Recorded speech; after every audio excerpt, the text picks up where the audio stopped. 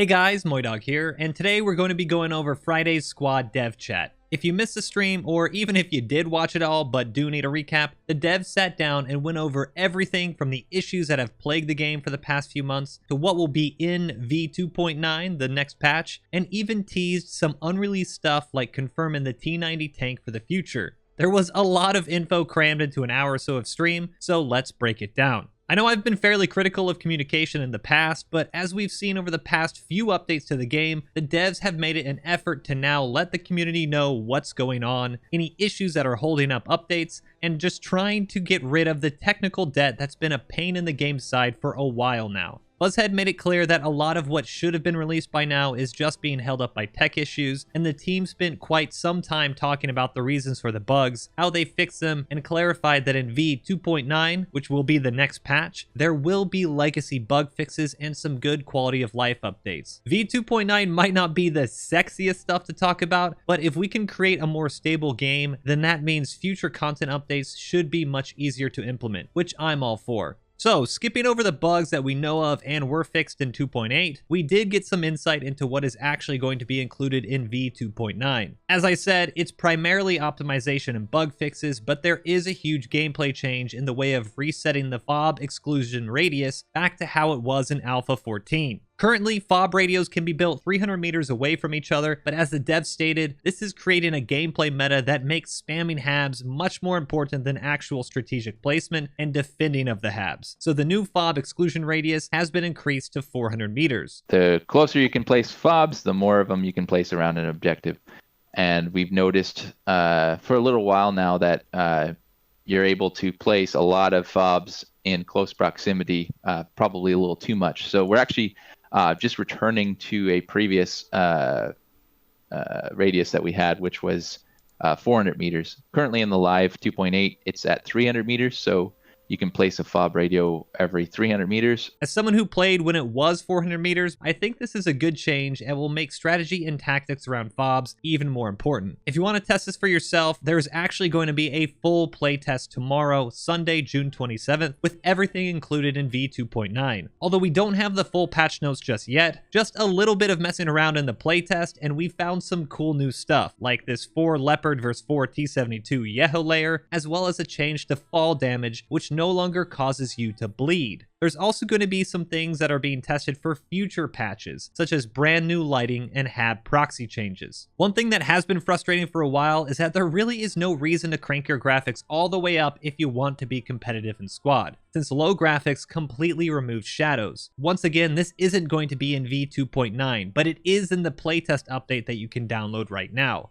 We will now be getting a completely overhauled lighting and shadow system, which will force shadows on for everyone. Here's Jet for more. Basically, we completely went from the ground up to try and reassess everything that's going on with the shadows and the shading and the lighting, and basically rebuilt all of the way that works in the settings menu and visually from the ground up.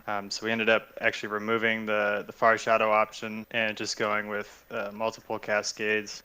Ended up allowing us to push shadows out to like 1.7 kilometers on maps like Scorpo. And then we even have additional shadows for the far distant mountains up to like 8 kilometers. So it's a pretty nice step up compared to when you turn off far shadows on live currently. You have like something like 50 meters of shadows, so huge visual difference, and thankfully this is forced on all quality levels. We're seeing about currently, I guess if you want to talk numbers, we're about 1 to 2 millisecond cost from what we currently have of 50 meters of shadows. Comparing it to the old far shadows, it's anywhere between 10 and 20 millisecond difference. So just from the numbers side, huge optimization and huge visual upgrades. To sum it up, basically, they've adjusted far shadows to prevent frame drops, and while low to epic settings would tank your frames while making it harder to see in the current version of the game, this change now will make it so everyone sees a shadow no matter what quality they're running. And this will also have a very minor effect to FPS, unlike currently where your frames would absolutely tank whenever you added far shadows. This will be game changing, and I think Daniel here said it best. This is going to have a big impact on gameplay. If one person is running with his shadows turned up to anything above low, and the other person has them way, way down, they're going to see two very different images in the current live build. That's not fair. That's just not fair. So to unify those is going to put everybody on a level playing field for the first time. The HAB proxy changes should also be coming in v2.10, which will encourage full squads on both attack and defense, since now a full man squad can disable a HAB from 60 meters. So the more people you have, the further out you'll be able to proxy the HAB.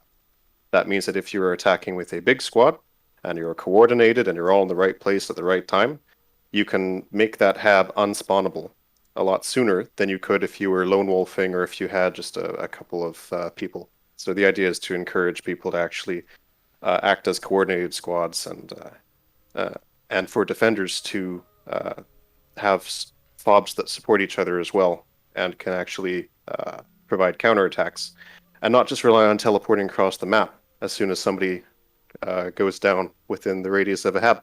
This scaling proxy paired with the exclusion radius should make for a much slower but rewarding gameplay loop around fobs that I am really excited to try out. For all the stuff we just covered, if you do want to check it out for yourself or be a part of the testing tomorrow, make sure to install the Squad public testing branch and show up at 3 p.m. Eastern or noon Pacific on June 27th, or just keep an eye on the announcements channel on the official Squad Discord. With all the immediate releases discussed, the devs also took questions from the chat and elaborated a bit more on some future content that many of us have been wondering for some time. Now, unfortunately, the Marines will not be released anytime soon, but they are pushing to have it done before year's end. Buzzhead made a fantastic point that although they are pretty much done with the faction as a whole, it really is an amphibious-based faction, and until the amphibious gameplay is sorted out, they really don't want to include it in-game. For amphibious vehicles, there is a core tech programmer, Dave, that will be working on it practically full-time in order to make good progress, but what we do know is that the new maps will be amphibious heavy, and older maps like Gorodok will be refreshed in order to increase river depth to account for the new amphibious mechanics. We also learned that there really is no plan to make swimming a viable option, which I am really glad to hear.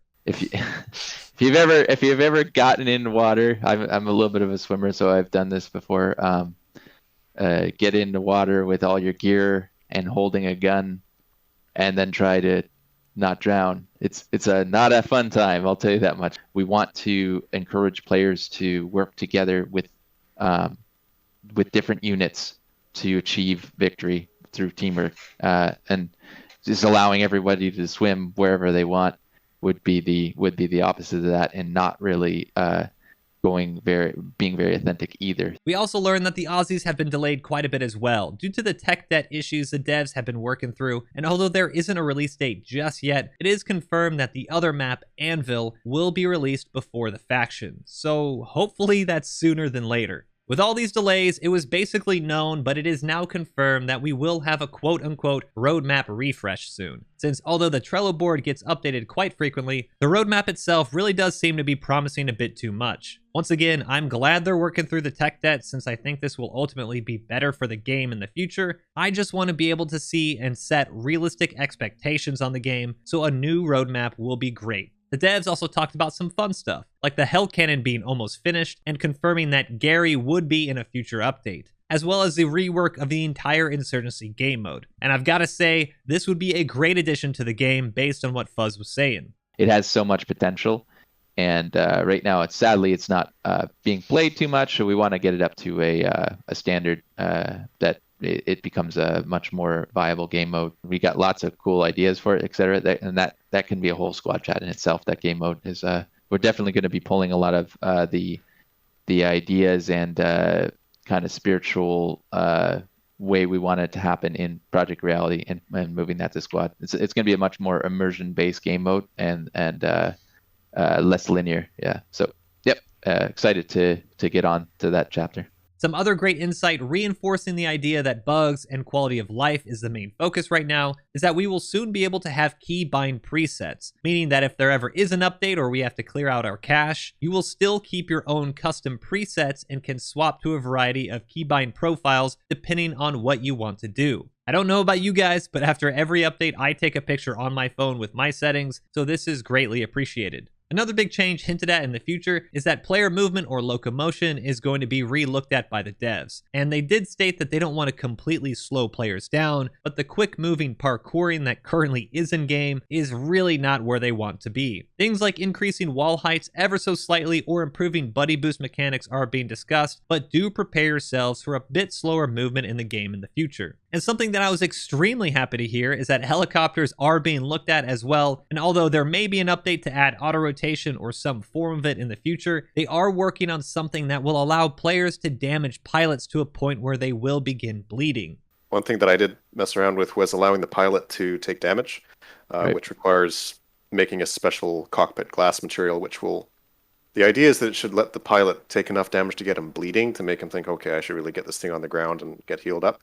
But we don't really want you to just be able to snipe the pilot and wipe a whole infantry squad with like one 20 mil shot or something, right? Finally, it is officially confirmed that we will be getting the T90. This was mentioned in a previous squad chat earlier this year, but we really weren't sure if we had a timeline or this was just something off in the future. We still don't have a timeline, but the T90 was spotted on the squad SDK a couple weeks ago. But if you were to load it up right now, it's been unfortunately removed and hidden away from all of us, but we can see that there was a finished model as well as a remote cord MG up top and both woodland and desert camos, making me think this will be for Russia. Now, the biggest question is what variant of the T90 we will be getting, since although it might seem like a T90 is better than a T72, the T72B3 Russia currently has in game is actually much better than the base T90. If we were to get something along the lines of the T90M, which has advanced relict armor and can defend much better against tandem and sabo rounds, then I could see it potentially replacing the T72B3. But I think we might be getting some mixed units where we have a couple T90s and a couple T72s, not unlike a few MEA layers with the mix of the T72 and the T62s. Either way, I'm excited to see new vehicles and I'm really curious to learn more.